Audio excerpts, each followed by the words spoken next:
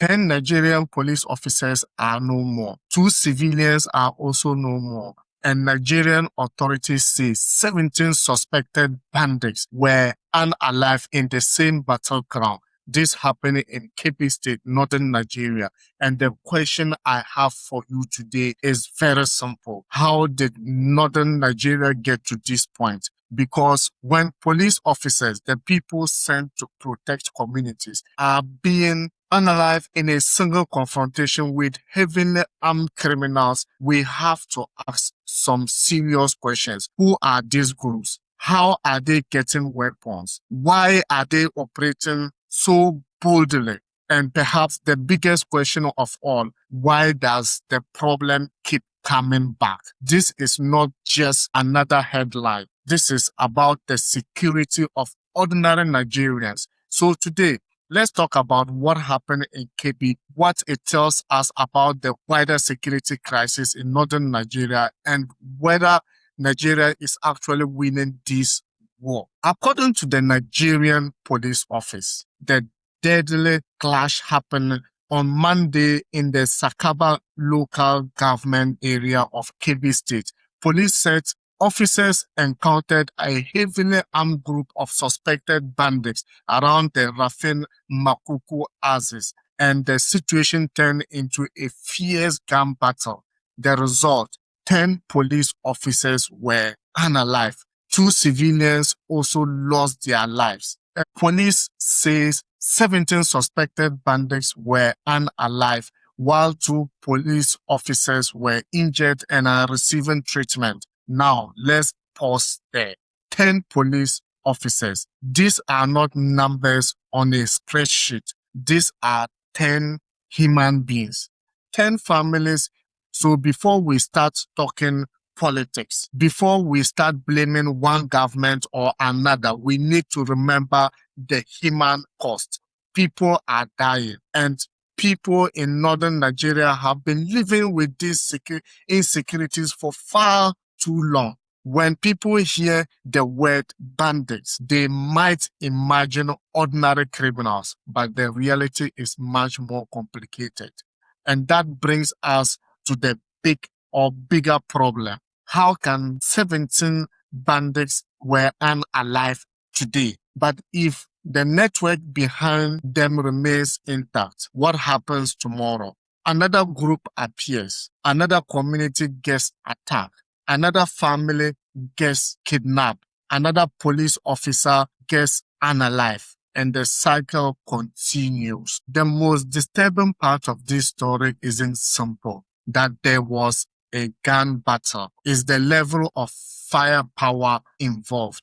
When criminal groups can confront security forces in a serious firefight, it tells you that this is no longer just a simple policing problem. This is a national security problem. Because if you only focus on the people holding the guns, you may never completely destroy the network. You have to follow the money. You have to disrupt the supply chains. You have to shut down the channels that allow these groups to survive. Otherwise, Nigeria could find itself fighting the same war again and again. Now, let's talk about geography. Kebbi is in northwest Nigeria, and the area where this clash happened is close to the Zamfara-Kebbi border region. That matters because insecurity doesn't respect state boundaries. A criminal group can operate in one state and move into another. And if security agencies are working in isolation, criminals can exploit the gaps. So Nigeria needs cooperation. Police, military, intelligence agencies, state groups, local communities. Everybody needs to be working from the same intelligence picture because criminals don't care which state boundaries they crossed. Now, here is where I want to challenge the Nigerian government. Just days ago, Nigeria security forces were involved in a major operation that rescued more than 300 abducted people, which authorities describe as the country's largest single day recovery of hostages. So yes, there are victories. But here is the problem. If Nigeria keep winning individual battles while the overall insecurity continues, can we really say the war is being won? That's the question. Because a successful security operation is good, but ordinary Nigerians don't live inside military press releases. They live in communities. They travel on roads. They send their children to school. They go to farms and they attend weddings and funerals. They go to markets. And am I safe? That's the real measurement. And now let's talk about the police officers themselves. 10 officers were unalive. That should raise another question. Are Nigerian police officers adequately equipped for the kind of warfare? But we need more than mourning. We need prevention. And now we come to one of the biggest issues: money. Why do criminals group continue kidnapping people? Because kidnapping can be profitable. If criminals believe they can attack somebody and receive ransom, the people who help criminals hide. You cannot simply arrest one group of gunmen and declare victory. You have to dismantle the ecosystem, the entire system. Security isn't just about government statistics. It's about whether ordinary people can live normal life. And when fear becomes part of everyday life, the damage goes beyond the number of people are being unalive. Businesses suffer. Farmers suffer. Schools suffer. Markets suffer.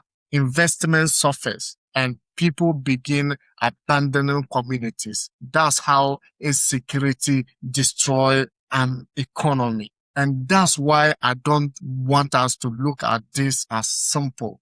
10 police officers were unalive in Kebbi. No, look at the bigger picture. Where are the major threats? Who controls which territory? Where are the weapons coming from? Where are the criminals' economies? And where are civilians most vulnerable? Then target those problems systematically. Here is another controversial question. Is military force enough? My answer is no. You need security operations. Absolutely. You cannot negotiate indefinitely with criminals who are attacking civilians, but security operations alone will not solve everything. So yes, Nigeria needs force, but Nigeria also needs strategy. And this is my biggest question. How many more people have to die because Nigerians say enough is enough? And this is happening while communities across the North continue to worry about kidnapping and armed violence. At what point does this become unacceptable? Because we cannot normalize this. You wake up one day and then you hear a lot of people have been. So what is happening in northern Nigeria?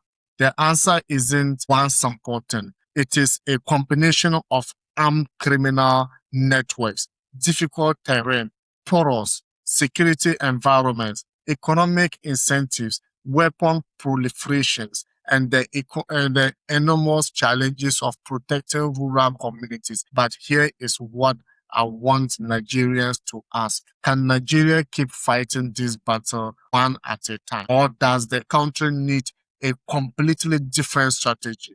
Because Nigeria doesn't just need to win firefights. Nigeria needs to make it increasingly impossible for those criminals network to operate. That means intelligence. That means equipment. That means accountability. And that means cutting off the money. And most importantly, protecting ordinary Nigerians. Now, I want to hear from you. Do you think Nigeria is winning the war against banditry and kidnapping? Or are security forces simply fighting one battle after another without solving the root problems? And another question, should Nigerian government invest more in intelligence and technology, or should it take an even harder military approach? And Ashili, stay informed, stay questioning, and most importantly, stay safe. I'm out.